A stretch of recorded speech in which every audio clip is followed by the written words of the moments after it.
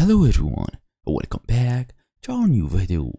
So you tap the Gemini live button, ready to have a natural conversation with your AI assistant, and nothing happens. Or you tap it, and instead of a voice you just hear a sound, no verbal response at all.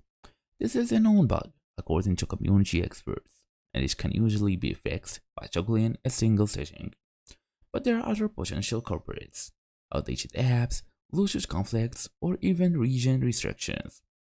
So, in today's small tutorial, we're gonna go through how to fix Gemini Live not responding, fast and easy as usual. Let's get started. First thing first, try to toggle between Gemini and Google Assistant. This is the most reported solution.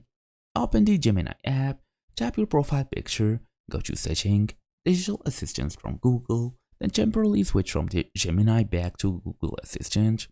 Reboot your phone, then switch back to Gemini. This resets the voice pipeline and fixes the issue for most users. Then you also can clear the app cache and data if you really need to. It's basically easy all the way to Settings, Apps, Gemini, Storage and Cache, and clear the cache from there. You can also try and update your Google apps. This outdated app can cause unexpected bugs and a lot of server mismatches and all of this. The Gemini app depends heavily on the main Google app to function. Open the Google Play Store and update both the Gemini app and the Google app. Also update Google Play services.